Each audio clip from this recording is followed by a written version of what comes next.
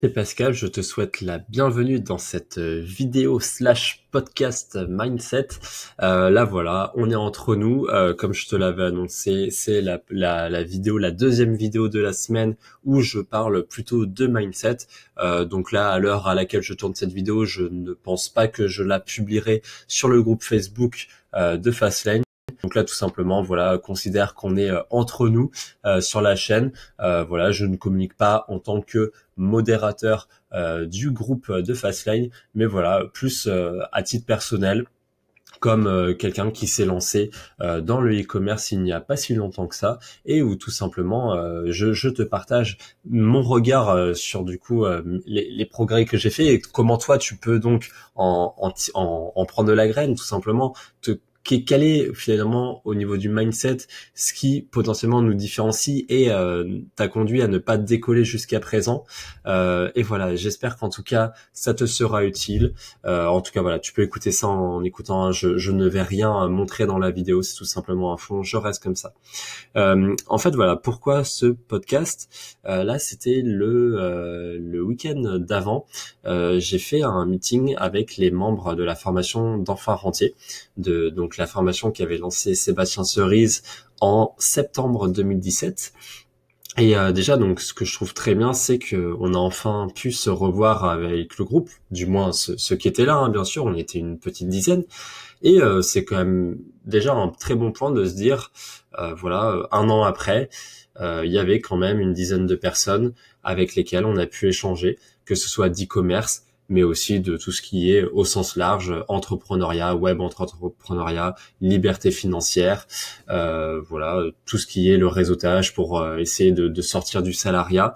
Donc, en tout cas, voilà, c'est toujours des échanges intéressants, peu importe l'étape à laquelle tu peux être, parce que là, finalement, dans ce meeting, il y avait des personnes qui, au final, n'étaient jamais passées à l'action au niveau du e-commerce, mais qui avaient tout simplement fait leur bout de chemin sur d'autres trajets. Et tout simplement, moi, je me suis, à titre personnel, enrichi par cet échange. Donc, c'est vrai que c'était très intéressant. Et voilà, donc déjà,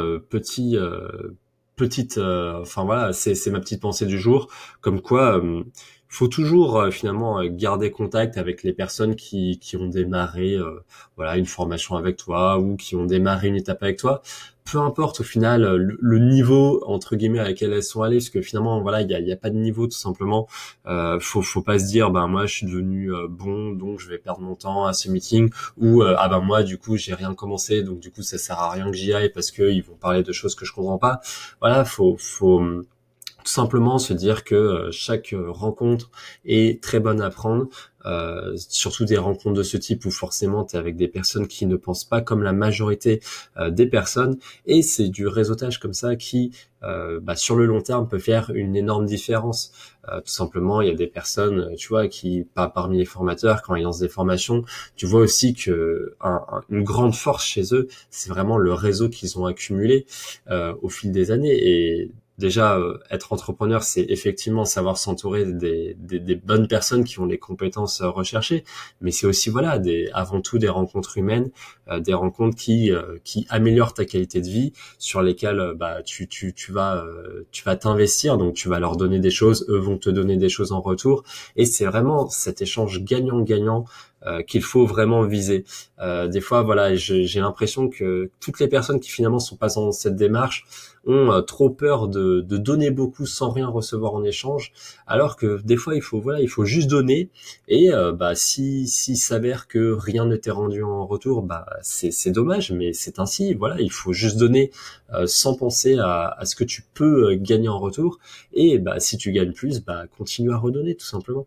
Mais voilà, au final il faut vraiment que si voilà t'es dans un cas où tu hésites à donner, soit la personne qui fait la démarche de donner, soit la personne qui prend des initiatives. Ça ne pourra que être favorable. Donc voilà, là je voulais par rapport à ce meeting, potentiellement si je devais mettre un petit point négatif, c'est que des fois, voilà, je trouvais qu'il y avait quand même un mindset un petit peu négatif, que je le comprends, hein, tout à fait, mais des fois, voilà, il y avait un petit peu un ras-le-bol, une colère, voilà, de la part des formateurs.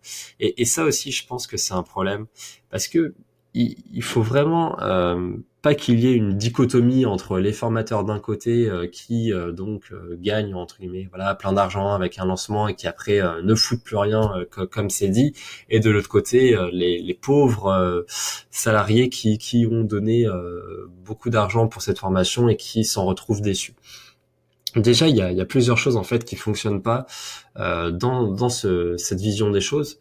C'est que déjà il y a déjà voilà, c'est la notion de responsabilité individuelle. C'est que souvent, voilà, admettons, voilà, t'as tout donné dans cette formation, t'es allé vraiment au bout des choses, t'as donné le meilleur que tu peux, et t'as pas de résultat. T'es super déçu et ça je le comprends. Et t'as quand même joué le jeu, donc tu peux dire effectivement c'est pas ce qu'on m'avait promis, etc. Mais encore une fois, de toute façon, admettons les formateurs disaient c'est facile de se lancer dans l'e-commerce, etc. Et que finalement c'est plus difficile. Au final, c'est devenu plus difficile aussi parce que il y a beaucoup de personnes qui ont rejoint les rangs du e-commerce. Il y a beaucoup de personnes qui avaient rejoint l'e-commerce des années auparavant et qui se sont professionnalisées entre-temps. Et c'est vrai que de fait, il y a beaucoup plus de compétition qu'auparavant. Et ça, c'est quelque chose que en soi les formateurs ne maîtrisent pas. Les formateurs, ils maîtrisent les outils à un instant T. Après, bah voilà, forcément, il y a un marché qui est ce qu'il est. Après, il y a ton concept d'e-commerce qui va faire la différence. Quel est le projet que tu veux bâtir? Et forcément, si tu fais un concept un petit peu bateau, eh bien, ça ne va pas décoller. Et ça, voilà, il faut que tu prennes la responsabilité par rapport à ça. Vraiment, ce n'est que le jour où tu prendras 100% de la responsabilité que ça fonctionnera correctement. Ensuite, voilà, il y a aussi, voilà, cet aspect. Tant que tu restes un petit peu en méfiance avec le formateur, bah finalement, est-ce que tu as vraiment appliqué tout ce qu'il t'avait dit jusqu'à maintenant? Est-ce que tu continues à l'écouter maintenant? Alors que justement, tu vois, il y a des fois des personnes qui me disent il n'y a pas de suivi, mais souvent ces formateurs qui ont fait une formation payante continuent de proposer du contenu gratuit, et souvent, bah ce contenu gratuit n'est même plus visionné puisque les personnes sont en colère. Et là, je me dis bah voilà, du coup c'est bizarre parce que autant vous voudriez qu'il y ait un suivi sur une formation payante, mais pour le coup, il y a un suivi sur un contenu gratuit qui est régulé, et pour le coup, ce contenu vous ne le suivez pas, et au final ça ne fait pas encore partie de vous puisque on parle d'une formation qui est sortie en septembre 2017, hein, donc ça reste quand même très récent, et en un an vous ne pouvez pas être devenus des experts en e-commerce et en tout ce qu'il y a autour. Donc c'est ça aussi où il y a peut-être un problème selon moi. Et peut-être une dernière chose aussi par rapport à ça, c'est que moi j'ai vraiment eu toujours une approche développement personnel, et quand je me suis dit j'achète à quelqu'un une formation, le gars c'est mon mentor, quoi. C'est-à-dire je vais l'écouter, mais pas aveuglément, mais presque. Mais voilà, je vais avoir un immense respect pour son succès. Je vais avoir envie de faire la même chose, ou ne serait-ce même que 10 fois moins, tellement son objectif est énorme. Et je vais toujours chercher à me dépasser, à me remettre en question, etc. Et effectivement, hein, j'étais le premier aussi à avoir vécu des moments de déception, mais il faut vraiment aussi des fois se dire, bah, je reste dans le respect de mon mentor, quitte à, au bout d'un moment, se dire, bah, finalement, je vais en rejoindre un autre, et je le fais en pleine conscience, et voilà, et je reste heureux de ce que j'ai appris avec le premier, mais là, finalement, à l'instant T, c'est mieux pour moi de changer. Mais tout simplement, après, faut pas être dans une logique un petit peu court-termiste où on adore ce qu'une personne fait, on lui achète une formation et en fait ça marche pas et du coup on le déteste. Ça aussi, c'est peut-être une notion c'est une notion d'esprit critique où il faut vraiment arriver à distinguer dans le discours donc de ce potentiel mentor en devenir ce qui relève du marketing et ce qui relève de vraiment du factuel. Et souvent, voilà, beaucoup de personnes se trompent. Et évidemment que lors d'une formation e-commerce en lancement, il va y avoir un marketing de la part de formateurs pour donner envie d'acheter la formation.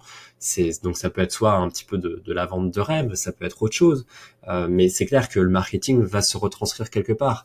Et après, est-ce que finalement c'est éthique, pas éthique? Moi, je suis pas là pour juger. Hein. Je, il y a des choses effectivement sur lesquelles moi je suis pas forcément d'accord, mais pour une autre personne ce sera ok, etc.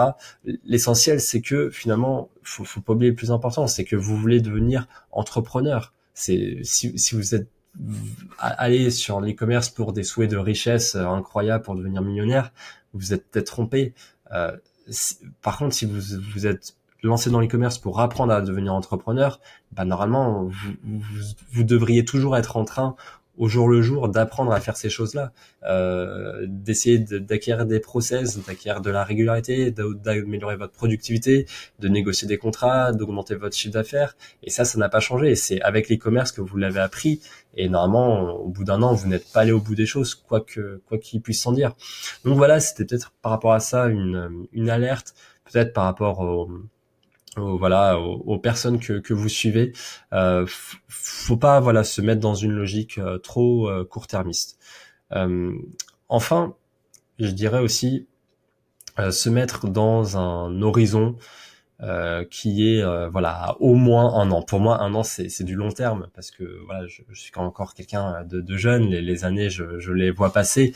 Mais voilà, vraiment les personnes qui achètent des formations à prix d'or et qui n'arrivent même pas à se projeter à un horizon d'un an, je trouve que c'est disproportionné, c'est saugrenu.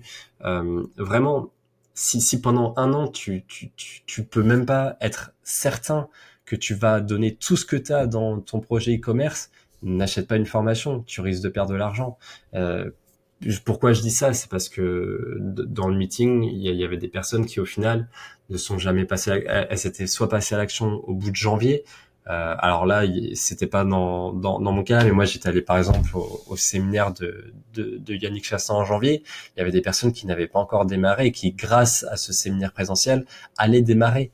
Mais ça, je trouvais ça très dommage, que moi qui avais déjà démarré en septembre, j'avais eu beaucoup d'informations pour me faire aller au niveau supérieur. Et ça, c'était en janvier. Et il y a des personnes, donc voilà, dans mon groupe lyonnais, qui avaient démarré en janvier, qui avaient démarré une petite page d'accueil, des petits produits, mais qui avaient abandonné très rapidement. Et après, elles avaient racheté une autre formation parce que, alors qu'au final, la formation actuelle, il y avait quand même énormément de contenu. Et bref, et après, tu vois, c'est tout simplement, c'est des achats pour se former, alors qu'en fait, il y a énormément de contenu dans la formation qui n'est juste pas exploité. Donc moi je dirais vraiment si aujourd'hui je pense que si tu m'écoutes, tu fais partie du groupe Fastlane, t'as sans doute déjà rejoint une formation, mais quelle qu'elle soit, vraiment à l'avenir sur l'avenir de ton parcours entrepreneur, ne prends pas une grosse formation si tu n'as pas un an dédié à ce projet en priorité. Si clairement tu sais que pendant cette année tu vas devoir déménager, que tu es encore salarié, que tu es en train de rechercher un boulot et que donc tu vas passer des entretiens, tu vas démarrer un nouveau boulot, ça va te fatiguer, tu vas faire des nouvelles rencontres ou tu vas changer de ville, etc. Enfin bon bref, tu m'as compris, mais si vraiment tu as des projets qui soient professionnels ou personnels qui sont importants pendant cette année à venir, bah au final moi je te dirais juste potentiellement mes deux côtés un an, c'est quelque chose que je dis pas souvent parce que souvent je dis bah oui mais au final tu le feras jamais, tu procrastines, tu reviendras plus tard, mais des fois voilà quand t'as quand même un coût de formation qui est pas négligeable, hein, des fois ça atteint un mois de salaire d'un salarié classique, voire deux des fois. C'est vrai que du coup des fois je me dis bon est-ce que tu te lances ou pas quoi, c'est des questions qui méritent vraiment d'être posées et aussi avant aussi d'acheter potentiellement une formation à une personne, d'apprendre à qui vous avez affaire, tout simplement. À l'heure du web, c'est très facile à avoir. Je ne dis pas de regarder des avis qui seront forcément biaisés. Je dis juste regarder le blog de cette personne, si elle en a un, les vidéos de cette personne, essayer de suivre son contenu gratuit, ou d'acheter des livres si elle en a. Et des fois, là, par exemple, c'est marrant, ouais, au meeting enfant entier, j'ai rencontré une personne qui détruisait tout dans la bourse et elle suivait une personne que je connaissais pour avoir fait une formation, un lancement une fois, et finalement cette personne-là n'avait pas acheté la formation à cette personne, elle avait juste acheté ses livres pendant je sais pas 5-10 ans, il me disait il avait juste appliqué ses conseils au quotidien et au final il avait eu d'excellents résultats. Donc dis-toi bien que quand tu achètes une formation, tu achètes beaucoup de choses en un seul coup. C'est très bon pour du court terme où tu veux mettre la patate, etc. Tu vas améliorer tes résultats. Mais encore une fois, hein, du contenu gratuit a une énorme qualité. Donc voilà, là ce que je te dis, j'espère que ça a de la qualité. C'est pas parce que c'est du contenu gratuit et que c'est mes prestations qui sont payantes que les prestations c'est bien ce que je fais, mais que ça c'est pas bien. Non, vraiment c'est du même niveau de qualité. C'est juste qu'après c'est pas les mêmes process. Là voilà, vraiment le mindset a une importance immense. Donc voilà. Donc en tout cas, voilà, j'espère que ce podcast t'aura plu. Vraiment, là, j'avais prévu d'en faire plus, mais ce sera pour la semaine prochaine. Finalement, j'ai déjà bien papoté. En tout cas, voilà, n'hésite pas à commenter ce que t'en as pensé. N'hésite pas, voilà, à me dire si t'es d'accord avec ma vision du mentoring, comment on voit les personnes qu'on choisit de suivre. Est-ce que t'es d'accord avec ma façon d'aborder les formations payantes? Est-ce Quel est ton cas? N'hésite pas à le signaler dans les commentaires. Voilà, si en tout cas ça ouvre un débat, c'est génial. Et en tout cas, voilà, moi je te dis en tout cas à mardi prochain pour la vidéo donc plutôt axée Fastlane et outils. N'oublie pas donc bien sûr que j'offre des prestations web design qui ont donc très bien fonctionné jusqu'à maintenant, mais que je propose également un consulting e-commerce qui peut se retransférer notamment par un suivi régulier. Alors là voilà, je mets en place ces vidéos parce que je pense que c'est important de choper du mindset de manière régulière, mais peut-être que toi tu as besoin d'un suivi personnalisé. Donc si c'est le cas, hésite pas à te rapprocher de moi et à me contacter en m'exposant ton besoin. Sur ce, je pourrai voir ce que je peux faire pour toi et on pourra éventuellement partir sur un consulting, un coaching régulier. Voilà. En tout cas, je te souhaite une très bonne fin de journée et je te dis à la prochaine. Salut.